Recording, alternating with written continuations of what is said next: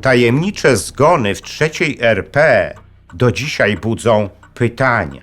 Politycy, dziennikarze, wojskowi i urzędnicy ginęli w okolicznościach, które oficjalnie uznawano za wypadki lub samobójstwa.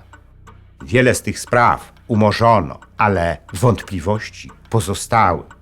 W tym filmie nie formułujemy oskarżeń, pokazujemy jedynie fakty, przebieg śledztw i stawiamy pytania, na które do dzisiaj nie mamy odpowiedzi. Jeśli spodoba się Wam ten film, udostępnijcie go znajomym, dajcie łapkę w górę, kliknijcie subskrybuj, a także wesprzyjcie kanał Zakazane Historie, za co z góry dziękuję. Złotymi patronami kanału są pan Andrzej Maciejewski z Alaski, pan Patryk Krupiński z Luksemburga oraz Centurion Finance Asi, spółka akcyjna.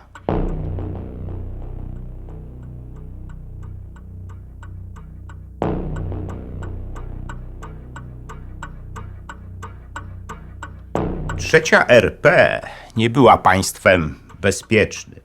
Stałym elementem jego funkcjonowania były tajemnicze zgony polityków, urzędników, dziennikarzy, biznesmenów, wojskowych i przedstawicieli świata przestępczego. Niejednokrotnie te zgony wyglądały jak typowe samobójstwa, ale nimi nie były. W ich sprawie jednostki naszej prokuratury prowadziły śledztwa. Jednak rezultaty tych śledztw nie mogły nikogo przekonać i chyba nadal nie przekonują. Wokół tych spraw narosło wiele legend. Patrząc na nie z perspektywy czasu, można tylko powiedzieć, że trzecia RP była chorym państwem, niezdolnym nawet do tego, aby wyjaśnić, dlaczego zamordowano jego obywateli. Listę tajemniczych zgonów w czasach III RP otwiera ksiądz Sylwester Zych. W czasach PRL Zych był zaangażowany w działalność podziemną, za którą skazano go na 6 lat więzienia. 11 lipca 1989 roku jego ciało znaleziono na dworcu autobusowym w Krynicy. Prowadzone w tej sprawie śledztwo bardzo szybko umorzono.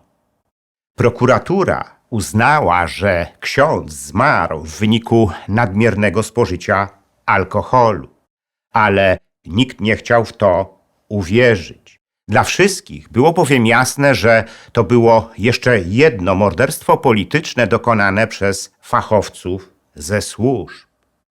Ciało księdza miało bowiem liczne zasinienia, które powstały w wyniku tego, że do jego gardła siłą wlano ogromną ilość alkoholu, kilkakrotnie przekraczającą dawkę śmiertelną.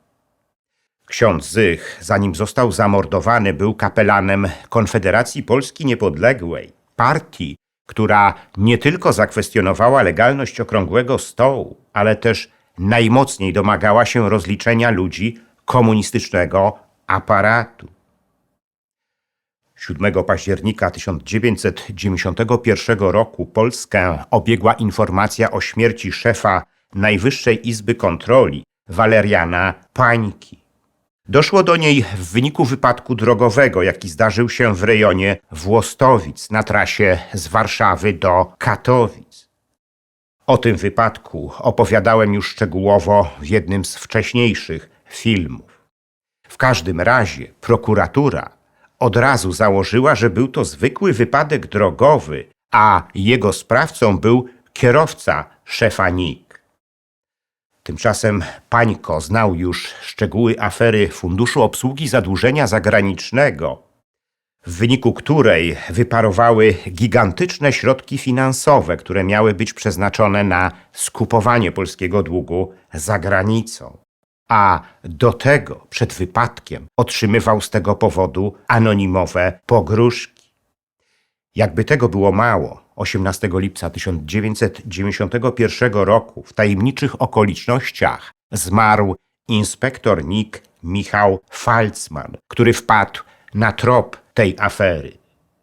Nie mogło więc nikogo dziwić, że wypadek szefa NIK był dobrze zaplanowanym morderstwem.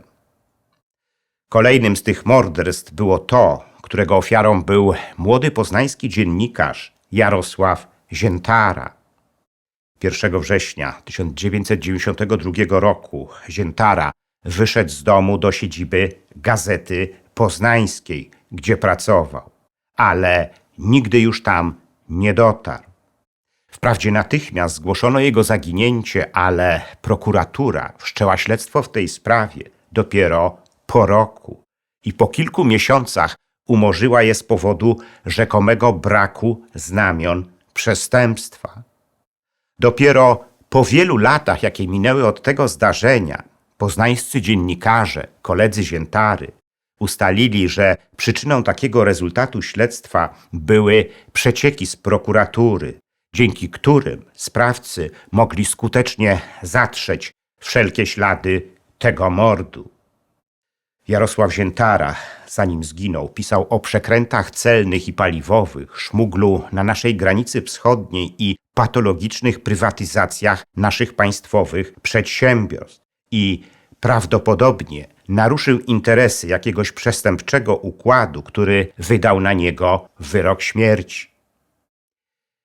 Niemal tego samego dnia miała miejsce inna głośna zbrodnia. W nocy z 31 sierpnia na 1 września 1992 roku w podwarszawskim Aninie zamordowano byłego premiera Piotra Jaroszewicza i jego żonę Alicję Solską-Jaroszewicz. Pomimo tego, że śledztwo w tej sprawie prowadzone było 19 lat, do dzisiaj nie wiadomo, kto stał za morderstwem Jaroszewicza i jego żony. Przez wiele lat prokuratura utrzymywała, że dokonało go 4 kryminalistów z Mińska Mazowieckiego, ale ich proces zakończył się dla prokuratury totalną kompromitacją. Nie można wykluczyć tego, że powodem zamordowania Jaroszewicza stały się zgromadzone przez niego archiwalia i prowadzony pamiętnik, które mogły skompromitować wielu jego byłych kolegów z PZPR i Moskwy. Tego jednak się już nigdy nie dowiemy. Rankiem 25 czerwca 1998 roku przed swoim warszawskim domem zamordowany został komendant główny policji Marek Papała. Sprawców tego morderstwa nie znaleziono do dzisiaj.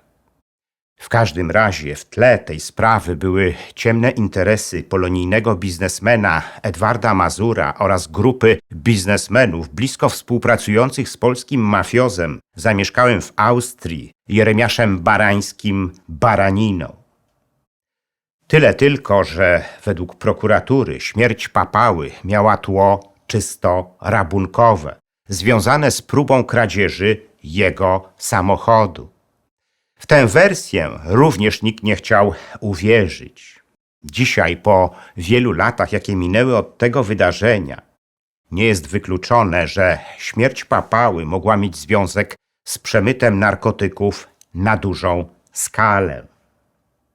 9 kwietnia 2000 roku opinię publiczną w Polsce poruszyła informacja o próbie samobójczej działacza SLD i szefa Głównego Urzędu Ceł Ireneusza Sekuły.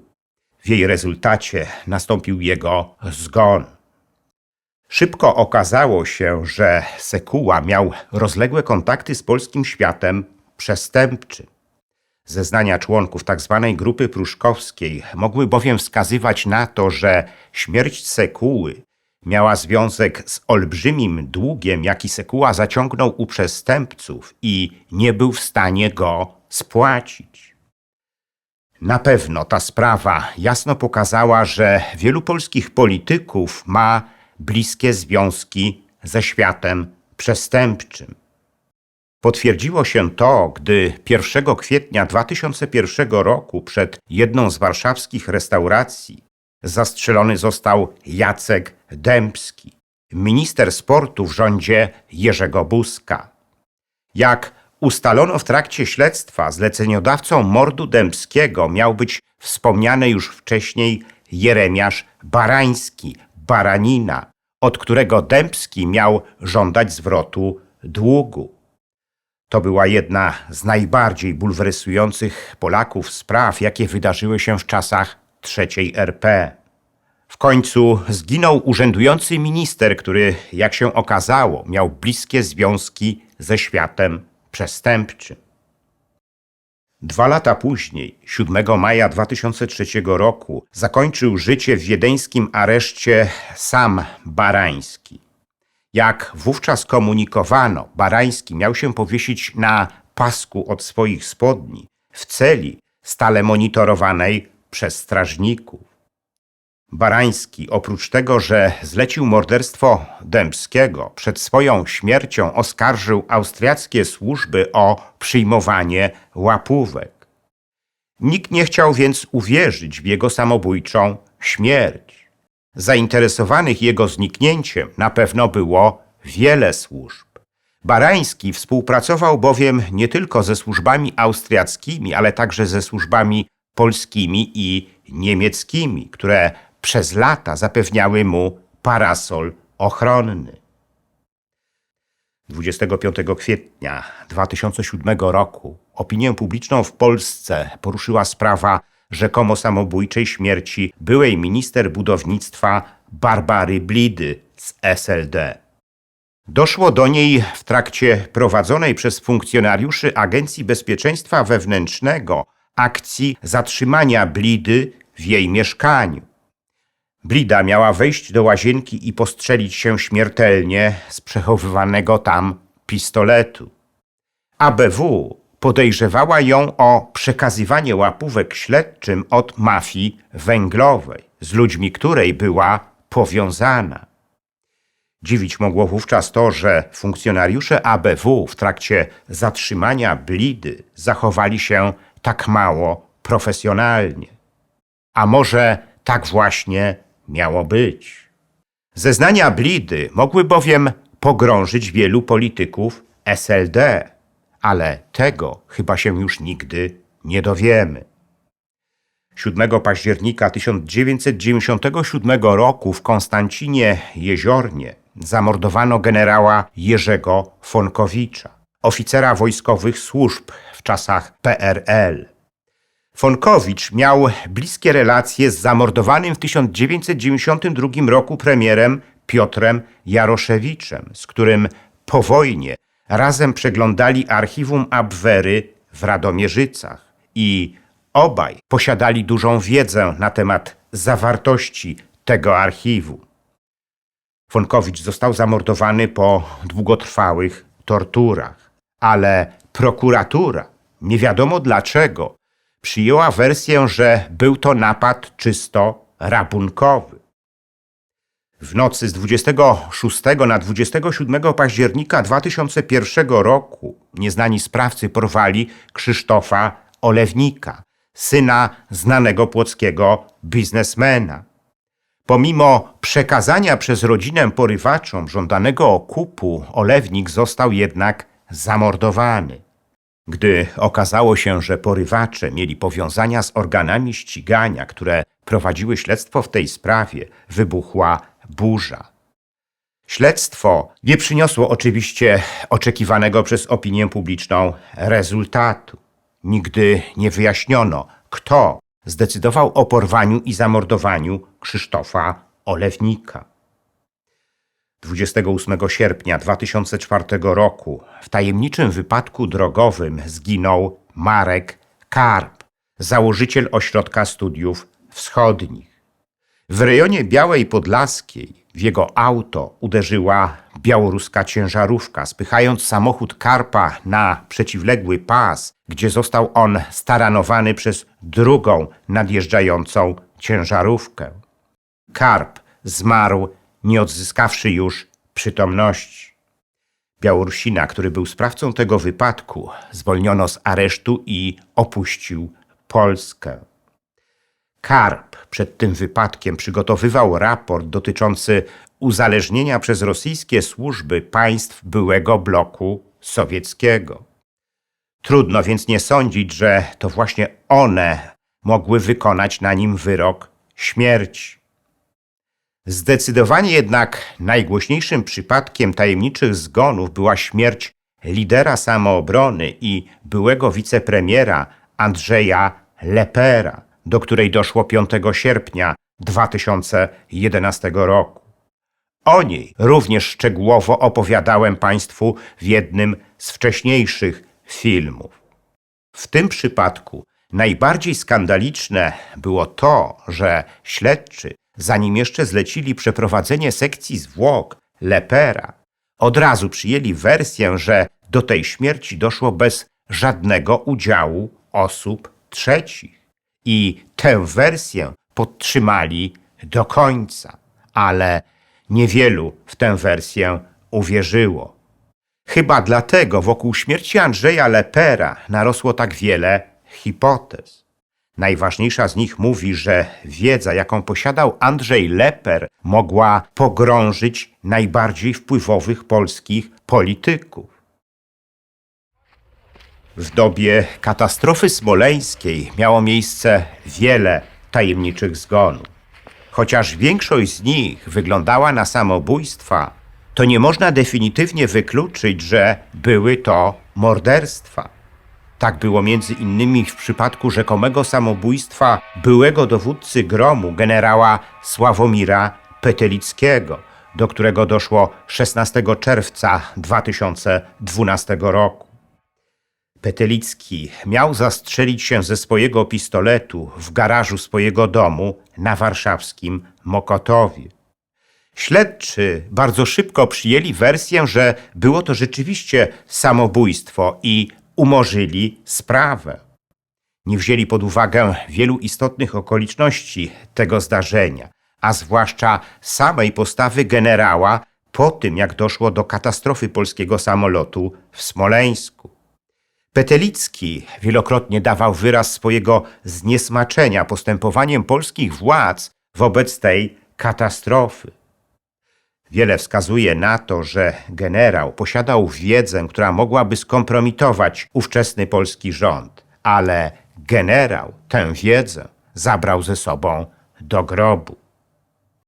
Wszystkie wymienione tajemnicze zgony były częścią życia publicznego III RP. Nigdy też nie zostały w pełni wyjaśnione. Prokuratura zazwyczaj przyjmowała wersję o samobójstwie i wcześniej czy później te śledztwa umarzała. W przypadku śmierci generała Marka Papały śledztwo prowadzone było nawet przez 2 jednostki prokuratury i obie z nich uznały, że doszło do niej na tle rabunkowym. To wszystko dobitnie pokazywało, jak słabym państwem była III RP. Niezdolnym nawet do tego, aby ująć i skazać sprawców zbrodni. A to przecież jedno z jego najważniejszych zadań. Nasze organy ścigania na pewno nie będą się już zajmowały tymi tajemniczymi zgonami. A nawet gdyby się nimi zajęły, to i tak ich do końca nie wyjaśnią. Pełnej prawdy więc nie poznamy. Chyba dlatego, że kryje się za nimi zbyt wiele polityczno-biznesowo-przestępczych układów i ich interesów.